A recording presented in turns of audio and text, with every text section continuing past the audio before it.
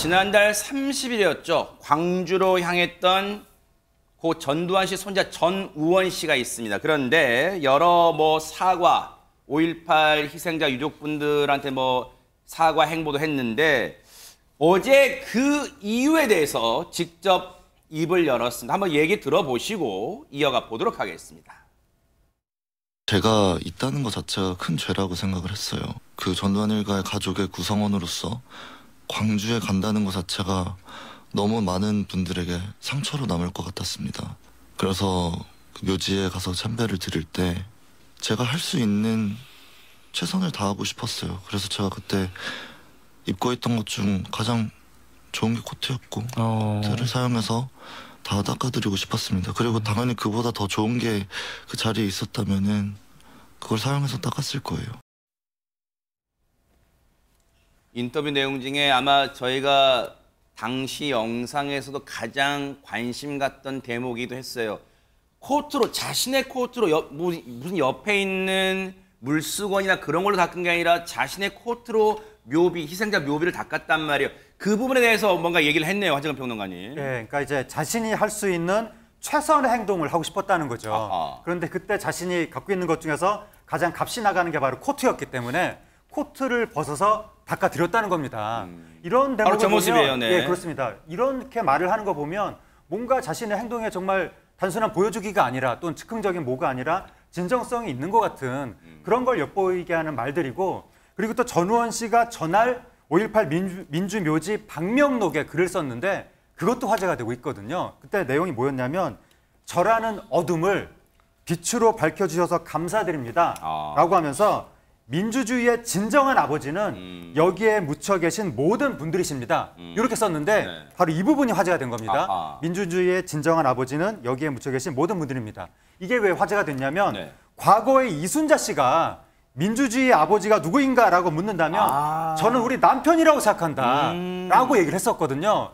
그 말이랑 딱 이게 대비가 되면서 많은 언론 매체가 전우원 씨의 이 이야기는 자신의 할머니 이순자 씨가 했던 말을 저격한 것이 아니냐라고 당시 언론이 보도들을 했었는데 네. 그게 맞았습니다. 아하. 전우원 씨가 정말로 할머니가 했던 말을 생각하면서 저 방명록을 썼다고 합니다. 네. 할머니가 자신의 그러니까 남편 전두환 우리 할아버지가 민주주의 아버지라고 손자들한테도 평소에 얘기를 했다고 합니다. 하하. 전우원 씨가 그렇게 들을 때마다 나는 의아하게 생각했다. 그때 느꼈던 그 반발심이 이번에 방명록의 글로 나타난 것으로 보입니다. 세상에 저 아무런 죄도 없을 손자들한테 어렸을 때부터 세뇌한 셈이잖아요.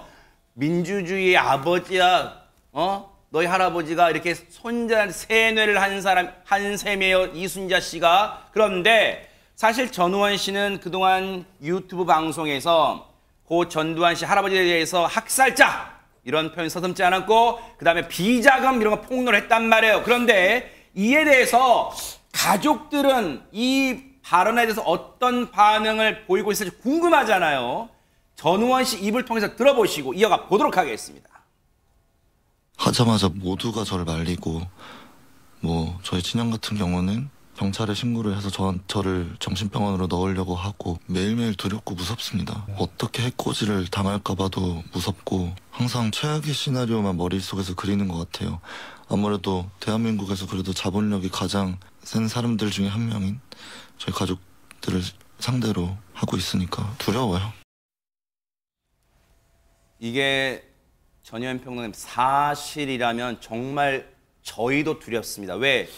이게 정말 실제로 정신병원에 집어넣으려고 하는 이런 음모나 시도가 벌어진다고 하면 정말 진실을 뭔가 가로막 입막음하려는 그런 시도잖아요, 지금. 그렇습니다. 특히 정신병원에 만약 감금이 됐을 경우에는 외부와의 소통도 어렵고 또 본인이 하려고 했던 폭로전도 멈출 수 있다. 이런 여러 가지 생각을 전우원 씨가 하고 있는 것으로 보이는데요.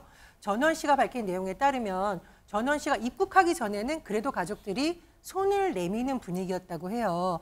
아버지인 전재용 씨와 이순자 씨가 지금 한국에 있는데 빨리 한국으로 와라 이렇게 말을 하면서 사랑한다라고 했고 특히 할머니 이순자 씨 같은 경우에는 메시지를 보내서 뭐라고 했냐면 돌아와 제발 이 할미 품으로 그리고 이 할미가 유방암 2기라서 얼마나 오래 살 수 있을지 모른다라고 이런 메시지를 보내면서 그래도 손을 내미는 모습이었는데 막상 전우원 씨가 한국에 지금 입국한 이후에 광주 찾고 폭로도 계속하고 또 진심으로 지금 사과하는 모습을 보이고 있잖아요. 그랬더니 오히려 가족들이 연락도 안 되고 아까 말씀하신 것처럼 친형이 나를 정신병원에 가두라고 한다.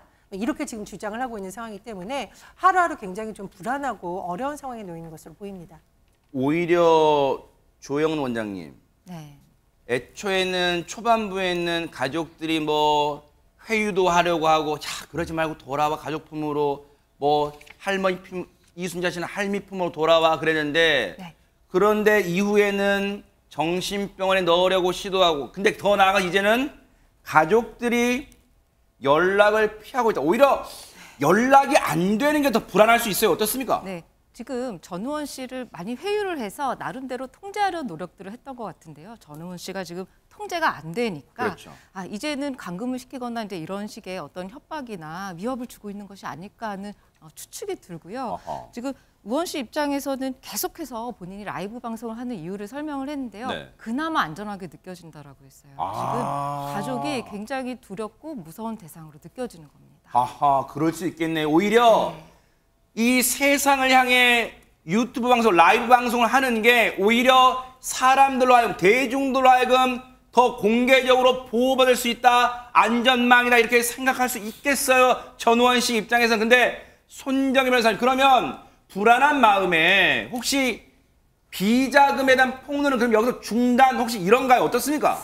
오히려 내가 이야기할 수 있을 때 더 이야기하겠다라는 취지로 보입니다. 어제 방송에서도 비자금에 대한 구체적인 목격담을 이야기를 했는데요. 그랬어요? 그러니까 가족들이 관례가 매주 일요일마다 이제 전원 씨한테는 할아버지가 되겠죠. 할아버지 댁에 가는 게 일상인데 어릴 때 할아버지 집에 굉장히 많은 사람들이 찾아왔다는 겁니다. 예를 들면 하나의 분들도 오시고 사람들이 찾아올 때마다 항상 돈에 이제 봉투에 돈을 담아서 주셨다고 하는데요. 1,000만 원 단위로도 주고 100만 원 단위로도 그 많은 사람에게 줬다라는 것을 증언을 했고 나의 어머니도 그것을 보았고 나도 어릴 때 기억이지만 돈 봉투가 두꺼웠다라고 이제 기억을 했다라고 하고요. 이 돈 봉투들은 침실 벽에 돈 봉투가 가득 담긴 가방들이 여러 개가 있었을 정도라고 하고요. 항상 그런 게 많았다라는 기억을 인터뷰 과정에서 이야기했습니다. 많은 분들이 당시 어릴 때 기억으로 찾아왔다. 이 군 비리의 상징인 하나회 멤버들 왔다는 걸 기억한다는 거. 그런데 우리 시청자분들 그런 생각하실 수 있잖아요. 아니 귀에 솔깃하긴 한데 그때는 이런 장면 봤다는 건 한참 어릴 때고 지금도 비자금이 집에 있겠어? 그 연희동 집에? 궁금하시잖아요. 그래서 어제 인터뷰에서 여기에 대한 뒷받침 설명을 했는데 들어보시고 이어가 보도록 하겠습니다. 일반인들의 기준에서는 당연히 상상도 할 수 없을 만큼의 재력이 있는 것은 당연한 사실이라고 생각을 합니다. 이미 오래전에 저희 가족의 재산이나 이런 게 다 전재국 씨한테 많이 몰렸고 실제로 자본이 있는 사람들은 그런 돈을 숨길 수 있는 방법이 너무나도 많기 때문에 지금 와서 큰 진실을 밝히기는 어렵겠지만 뭐 저희 연희동 자택에 있는 금고라든지 이런 거의 위치를 밝혀낸다면 어느 정도 제 말에 신빙성이 있다는 거를 밝힐 수 있지 않을까. 백성문 변호사께 먼저 질문 드리고 전현 평론가님 갈게요. 지금 이 대목이 제일 시청자분들 그리고 더 나아가서 국민분들 제일 궁금할 거예요. 비자금 계속 폭로는 이어가는데 네. 아니 그러면 진짜로 연희동 집에 금고가 있는지 없는지 당장이라도 지금 검찰이 압수수색 영장 받으면 되는 거 아니야? 뭐 그런 생각 할 거란 말이에요. 결론적으로 안 됩니다. 아 왜요? 전두환 씨가 사망했잖아요. 아 그래요? 지금 법상으로는 이제 이 불법 이익 환수하고 추징하는 것 자체가 좀 불가능하긴 합니다. 그 과거에 이와 관련된 법 개정 움직임도 있었습니다만 법을 개정한다고 하더라도 그게 또 소급표 금지 원칙에 반할 수도 있는 그런 여지도 있었는데 현 시점에서는 법이 없기 때문에 그게 만약에 지금 이게 가능했으면 검찰이 가만히 있었을까요? 할 수 없으니까 안 한다 이렇게 생각하셔야 될 것 같습니다. 좀 안타까운 부분입니다. 그러기 때문에 이 대목은 막 의혹은 부풀려지는데 있을 거야. 저기에 정말 연희동 어딘가에 뭐 지하실에 어딘가에 영화처럼 어딘가에 있을 거야. 막 상상은 되는데 실제 지금 다가갈 수는 없기 때문에 더 궁금증만 증폭이 돼요. 그런데 이 비자금 그리고 전두환 일가 재산 얘기를 했을 때 앞서 전현 평론가님 아버지 이 전우원 씨의 아버지 전정실 표를 전두환 씨 밑에는 3형제가 있었잖아요. 근데 제일 재산을 많이 가져간 사람으로 누구를 꼽았어요, 지금? 예, 전두환 씨의 장남 전재국 씨일 것으로 지금 전두환 씨의 내용에서 우리가 확인을 할 수 있는데요. 일단 큰아버지인 전재국 씨에게 그러니까 비자금이 가장 많이 갔을 것이다. 이것이 전두환 씨의 주장이고 사업도 많이 지금 하고 화면에 나오는 이 인물이에요. 그렇습니다. 네. 재판을 할 때도 큰아버지가 다 맡아서 했다. 그래서 이른바 좀 재산관리인의 역할을 했던 것이 아닌가라는 지금 추측이 나오고 있는 겁니다. 이 추징금과 관련해서 한번 짚어보면 1997년부터 추징금 작업이 진행이 됐는데요. 본래 금액은 2,200억이 넘었습니다. 그런데 지난해 10월까지 이 추징이 58%밖에 진행되지 않았고 변호사님 말씀해 주셨듯이 전두환 씨가 사망하면서 이 작업의 일부분 제동이 걸린 상황으로 볼 수 있죠. 그래요? 이런 가운데서 전두환 씨의 이런 발언이 나왔기 때문에 앞으로 어느 부분까지가 사실인지 확인이 될 수 있을지 굉장히 관심이 쏠리고 있습니다. 아하. 그리고 과거의 추징 작업과 관련해서 이게 착착착착 된 건 또 아니에요. 그 유명한 발언 나왔었죠. 전두환 씨가 전 재산 29만 원밖에 없다라고 했는데 추징금 안 내어서 버티다가 어떻게 됐냐면요. 2013년 바로 장남 전재국 씨를 통해서 자진 납부 계획서를 낸 바가 있습니다. 아하. 그리고 재산압류 공매 절차가 진행됐는데 이때도 뭐 여러 가지 물건이 굉장히 관심을 끌기도 했지만 논란이 됐는데 179억 원대의 한남동 건물, 81억 원대 서초동 건물, 다이아몬드와 루비를 비롯한 보석류 108점, 그리고 100주년 한정 명품 시계 4점 등이 화제가 되기도 했습니다.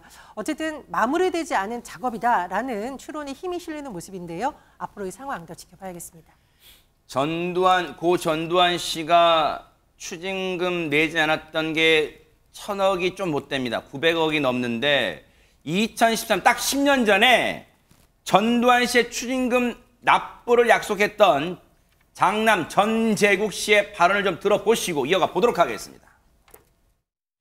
추징금 환수 문제와 관련하여 그간 국민 여러분께 심려를 끼쳐드린 데 대해 저희 가족 모두를 대표해서 머리 숙여 사죄드립니다.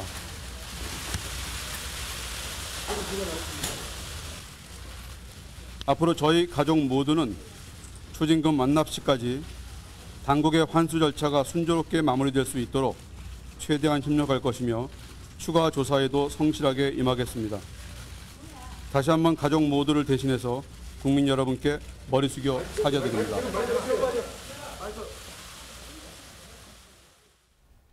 문장상으로는 추징금을 완납하도록 협조하겠다, 노력하겠다는 거예요. 그러면 백성문 변호사 이번에 전우원 씨의 폭로를 계기로 완납에 어떤 다시 박차를 가할 수 있어요? 어떻습니까? 그러니까 법적으로는 현실적으로 안 됩니다. 제가 말씀드렸던 것처럼 안 되고 만약에 전두환 씨 일가에서 자발적으로 돈을 마련해서 낸다면야 뭐 모르겠습니다만 세상에. 강제적으로 할 수 있는 방법이 없기 때문에 현실적으로 조금 전에 우리 2013년 9월에 이 전재국 씨가 한 발언이 실행되기는 좀 어렵지 않을까 싶습니다.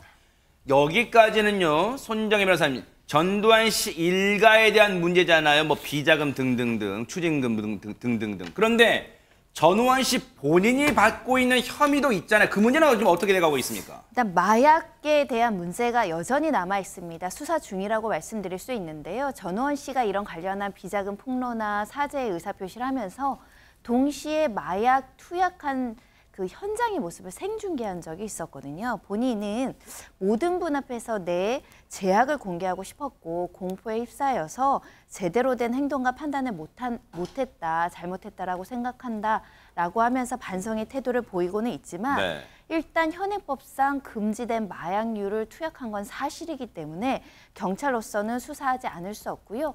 또 이제 투약한 약물의 종류, 그리고 횟수, 방법, 그리고 여러 가지 도주, 인멸의 가능성을 모두 검토해서 구속영장을 신청할지 말지는 이제 검토하겠다는 입장을 보이고 있는데 일단 이거는 전우원 씨가 구체적으로 이야기하고 있는 비자금이나 여러 가지 사죄의 의사표시와 또 마약 투약 범죄는 좀 별개의 문제로 바라볼 필요가 있습니다. 만약에 마약 투약 이후에 심신미약 상태에서 정신적으로 제대로 된 발언을 하기 어려울 수준에서 뭔가 비자금을 폭로하거나 사죄의 의사표시를 했다면 그 진술의 신빙성이나 어떤 진지성 이런 것들이 좀 훼손될 염려가 있을 것인데 네. 지금 마약을 투약하지 않고도 지속적으로 이 비자금이나 사죄의 의사표시를 하고 있고 현장도 방문을 했던 전력이 있거든요. 그런 면에 있어서는 마약을 했던 사람이기 때문에 모두 그 말에 신빙성이 없다. 이렇게 단정 짓기는 어려울 것 같고요. 앞으로의 행보 더 주목해 봐야 될 것 같습니다.